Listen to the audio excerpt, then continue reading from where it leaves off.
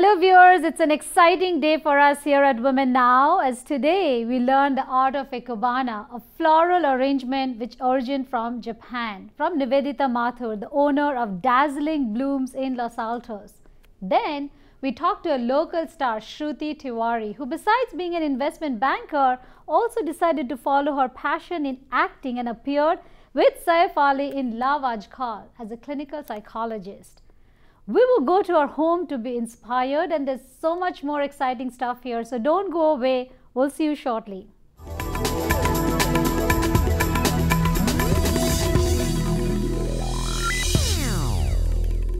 Women in today's world are superhuman, and you have to agree to that. They are professionals, career women, wives, moms, all at one time, juggling each role so well. Today we're going to talk to one such woman, Shruti Tiwari. Shruti is a film and theater actor here in the Bay Area who made her big screen debut in 2009 with Imtiaz Ali's Aaj Kal. Let's talk to her. Hi Shruti, how are you? Hi Shelly and hi Viraj. Thank you for coming into my home. So nice to be here. How about we start with a little bit about yourself. Okay. On your resume, it says Columbia University, investment banking at JP Morgan, New York, motherhood, and finally film and theater acting. I bet this wasn't planned. How did this happen? No, it wasn't planned, and life kept throwing surprises at me. You know, when I did start investment banking, I had this very clear plan and I could see the road ahead and I was just going to charge through it and accomplish everything, and by the time I'm 30, blah, blah, blah. And life had its own plans for me, and as I gave control to life, I found myself encountering very pleasant surprises. So it wasn't planned, but it has been great.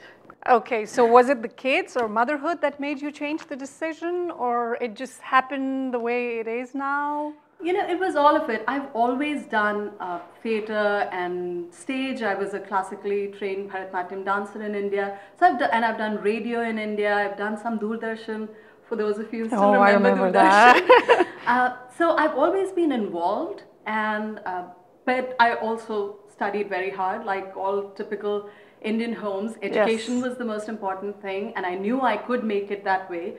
So once I was in New York, already married, and we were both studying at Columbia, the next best thing to do to pay off my tuition and everything was to find an investment banking job, because it was monetarily one of the best options available.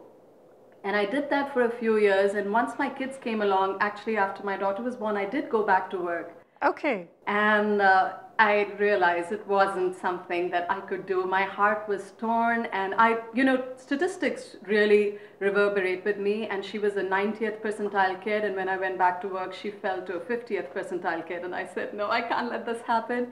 And I think that's when I discovered something about me, that there was this person who needed to be with her children, and I made that choice, and I thought I was going to be a stay-at-home mom for good.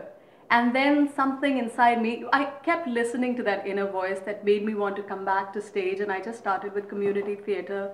And one thing leading to the next, this director recommended me for that. That casting director saw me in a show. In fact, the casting director for Aaj Kal saw me in a show and just reached out to me when she was asked to cast Aaj Kal. Wow. So things sort of fell into place for me, and these were not things that I'd ever planned for, but I'm glad they happened. Yes, definitely. It's amazing how life takes you to places where you never thought you would be, but exactly. Well, it's really good.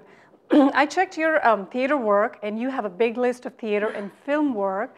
There's a list here I have with Baby Taj, Mirrors of Mumbai, and your films as Aaj Kal, Karma, Sati Shaves Her Head, Bicycle Bride. So tell us something about your theater and film experience.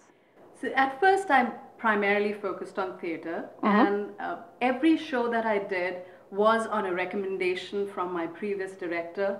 And I loved that word of mouth publicity that I was getting, and it was just the right amount that I could handle while my kids were still young.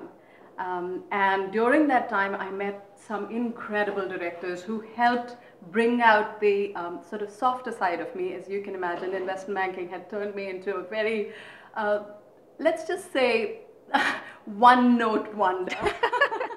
And in fact, one of my directors, Anne Novak, who cast me in a one-woman show, she helped me find the more feminine side of me.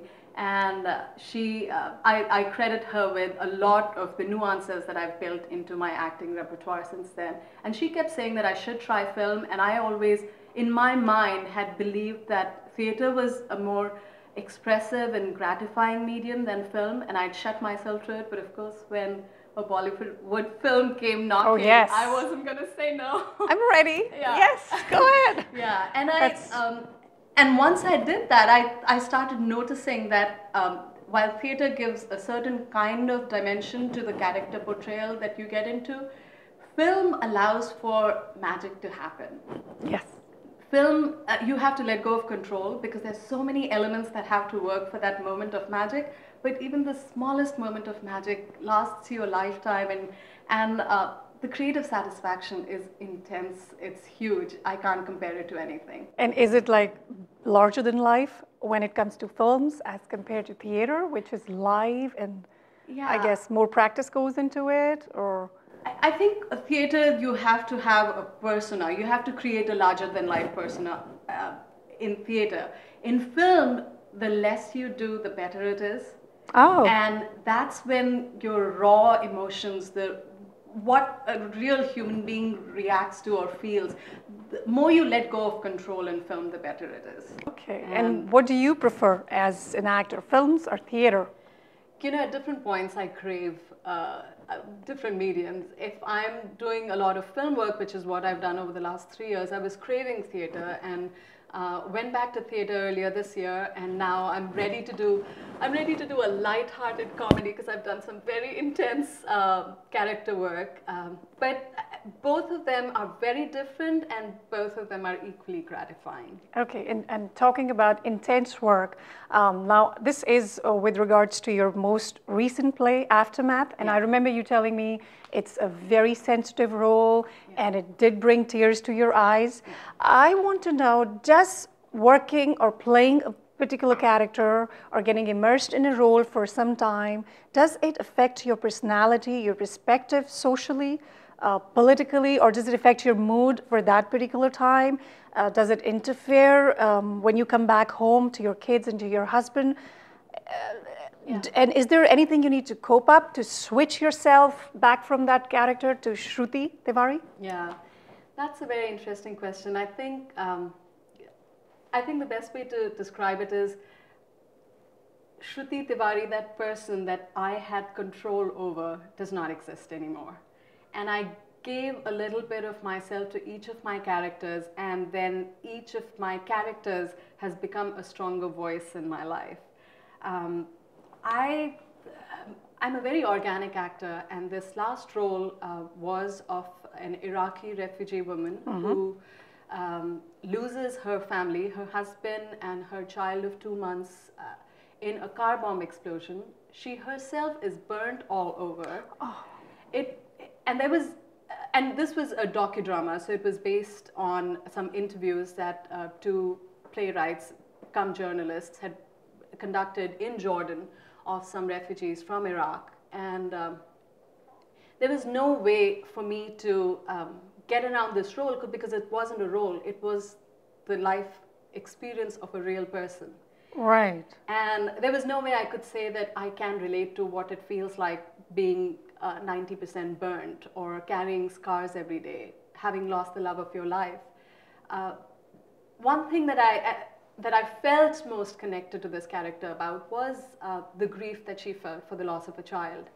And I hooked my hat on that. I researched a lot of burn victims, etc. And the hardest part was hearing the screams. And you go on YouTube, you'll see from that part of the world, there are just so many stories. You cannot see through those videos. I cannot. Exactly. It is heart-wrenching, and yes. There's nothing I can put around it. So yes, it left an impact on me, and it took me weeks to recover from that. And there's a part of me that just wanted to shut myself from all that research I had done and get away from it. And the best way of doing that was to be around my children and, you know, hug them, cuddle with them, play badminton outside, just get as far away from the realities of life.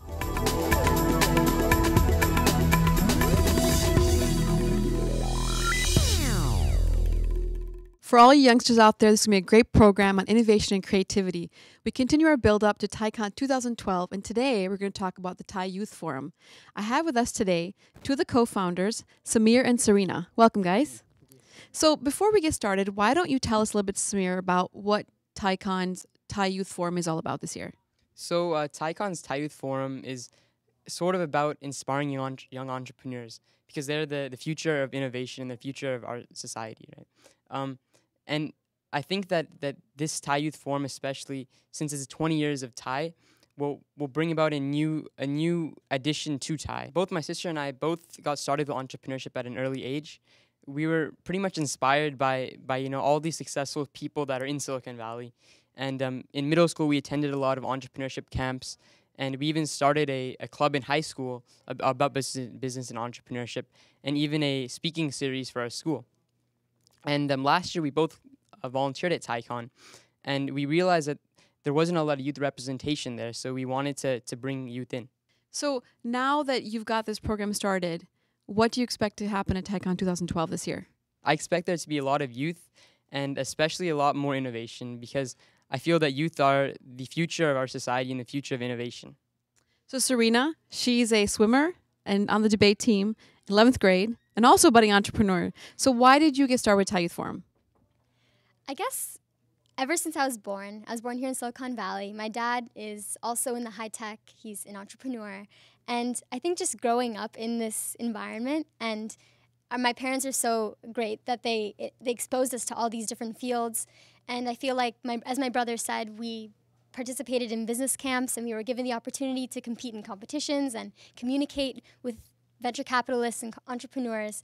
And I believe that inspired us to want to make a difference. And we went to our school and we started the Harker Business and Entrepreneurship Club and the speakers panel, where we allow entrepreneurs to come at school and they presented to our student body, and they had a Q&A, so there was a lot of interaction between the entrepreneurs and the students. And I feel that was a really good learning experience, and we felt that we wanted to bring that opportunity to the community, and not just our high school, but other high schools and even college students.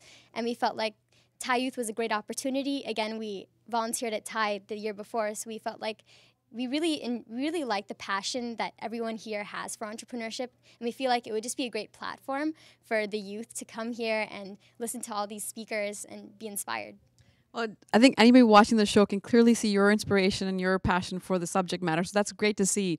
So, Samir, what's going on in TiEcon 2012 this year? So this year, TiEyouth Forum will be having two sessions. The first session is titled Inspiring Young Entrepreneurs, and we'll be having a great set of speakers that are of a variety of different ages. We have a 13-year-old app developer. We have the founder of Google Wallet. You know, we have the founder of LOL Apps, Annie Chang, and we have a moderator, Tim Draper. So we have a lot of inspiring speakers this year. Now, why should somebody come? I feel that there's a misconception on the term entrepreneurship in society. I feel like people pair entrepreneurship with technology. However, that isn't true at all. I feel that entrepreneurship is such a general term that it can be seen in any field. It can be seen in medicine, it can be seen in biotechnology, it can be seen in really anything. And I feel like if we expose this to the youth and the future of innovation, like Samir said, I feel like that will really allow us to progress as a society and allow us to further our innovation and allow us to make more of a difference. If we allow these entrepreneurs of today from all different age levels, from 13 to in their 70s, and they all came from very humble backgrounds. They came without having any experience. They just had an idea and they made it so successful. So I feel like if you just get that inspiration, that motivation, then it can really make a difference. Well, I think both of you are also very inspiring to the youth. I think this is an excellent program that you both have initiated. And what I'm going to ask you is, what do you hope to do in the future? In the future, I hope to start a company either in electrical engineering or biomedical engineering. Excellent. For me, I'm interested in 3 different things. However, I can see that since entrepreneurship is such a broad aspect, I can combine them all. So I'm interested in speech and debate, and I love communication. I'm interested in bio, and I love science, and I'm also interested in entrepreneurship and just innovating. So I think that maybe biotech fields or maybe creating a company and just making a difference is what I really want to do. Well, it's wonderful to have both of you. So as you can see, TiEcon 2012 is really for everyone. Connect, innovate, and prosper. May 18th, 19th, 2012, Santa Clara Convention Center. Join us at TiEcon 2012.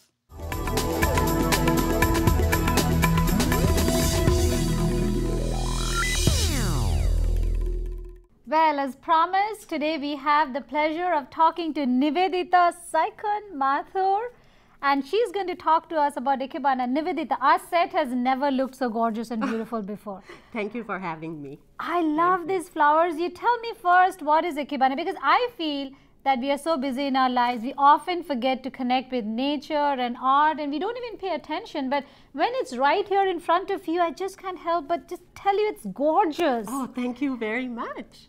Well, Ikebana is the art of floral arrangement, Japanese style. It was actually brought into Japan from China originally in the 15th century and developed there as altar arrangements. Today we have hundreds of schools of Ikebana all over the world, and each school is just a little bit different. I belong to the Wafu school of Ikebana, and we're really prominent here in the Bay Area. Now tell me, these are all flowers we see every day, everywhere. It's just the way you arranged that makes it look so different and attractive. And how do you learn that art? I mean, with the simple flower and some other connections, how do you learn this? I mean, what do you do? It takes a long time to learn Ikebana. So Ikebana is an art form, and I have been personally learning it 15 years. My teacher is here, and it is like with any other art form, you have to practice it, and you know, we use all kinds of materials from our yard, from the market, from the dustbin of other people. Now tell me if I'm wrong. I mean, the difference between floral arrangements and Ikebana is that in Ikebana you use more of the leaf and the stem. So we have what is called heaven, man, and earth. It is a totally asymmetrical arrangement. In normal arrangements, you see a lot of symmetry, you know, two flowers exactly the same height. And it's, you know, you can basically see how it's done, very easy. In an Ikebana arrangement, everything is a different height. This is more down to nature. This is what you see grown in the yard. More rustic. More rustic, more, I think more pleasing also, because it's more natural. This is something you would see in the yard, you know, with the fern going that way and all flowers at different heights. So I think it is something that is, you know, we try to recreate nature in its natural form, bring it inside. Now, correct me if I'm wrong, I believe this form of art helps soothe your mind and bring some form of calmness, and that's why, I mean, Japanese are very calm people. They are very calm, and I guess it stems out of the fact that they practice all this form of art. And how do you connect with it? Tell me. I think for me, Ikebana is really something like doing meditation. When I am tired, I would go out, or my husband would say, go make an Ikebana arrangement. It really soothes you. It takes your mind off your daily routine, your everyday problems. I mean, just looking at the flower and how you're going to place it, with what other materials, it is just, I think, meditation more than anything. Are you supposed to be quiet when you're doing the arrangement? Yes. Normally, when you're really concentrating, you cannot help but be quiet. Now, explain this to me first. Let's see. Beautiful. I mean, just a few white. Oh God, I wish I could just hold on to this forever. It is so nice and peaceful. Just explain this arrangement to me. So like most flower arrangements, there is, you know, mass, and in Ikebana especially, we have line. So all these kiwi wine that you see here, they bring in that extra something into the arrangement that is exciting, that is out of the norm. It adds another dimension. It adds a dimension, it adds a height. And once again, as you notice, none of the flowers are the same height. Ikebana also uses, most of the time, numbers like 3, 5, odd numbers pretty much in their flowers as well. So let's hear this out. I mean, this is so pretty with a little something. Can I just pick this up and show? I mean, it has this. It has this. So I have a pin frog, which I can actually remove this here. I can actually take this arrangement apart. No. Let's keep the arrangement. So it is a pin that I have here that I make all my arrangements in. It is just, you can actually hurt yourself if you are not careful. They're very fine, prickly. Kids could not play with this. And it's very heavy. And all we do is actually push the flower into the pin as we make our arrangement. Okay. Oh, it's pretty easy to put it in though. Yes, as long as you don't pinch your finger into it. Okay, see, I did that. And all I have to do is remember to get this pin and do all the flowers in different heights and then add a little bit of green to it. So we usually try to hide our work. You don't want to show how you did it. So as you will see in all the other arrangements, that's okay. Like in this arrangement, like I can say now I did this Ikebana because I'm putting the last piece in there. Like in this one, you cannot see how I made it. But yet it's made on the same pin. One single pin. And the thing about this is that it's earth friendly. We do not use foam. Earth friendly doesn't go into the dustbin. And we reuse it. So it's recycling. All the pots are high fired.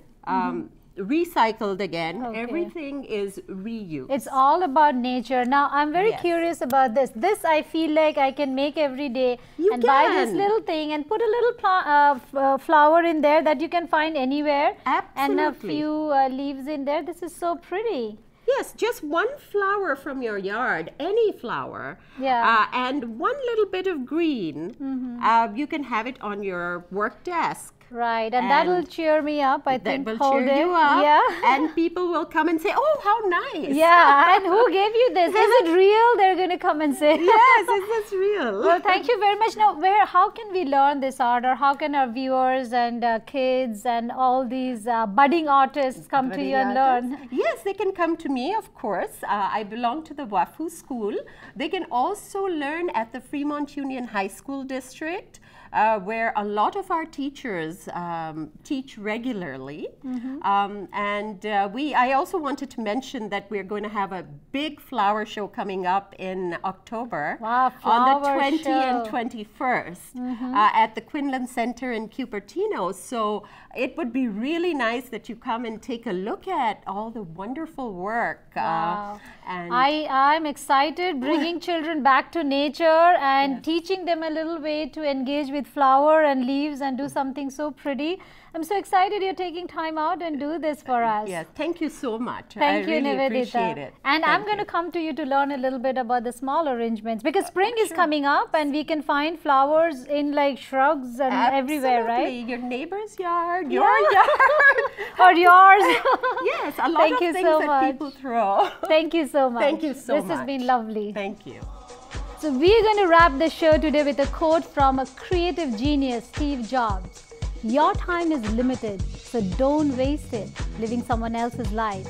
Don't let the noise of others' opinions drown out your own inner voice. Simply trust yourself, because you know more than you do. On that note, we'll see you next week, same time, same place. Till then, take care and check our website, womennow.tv.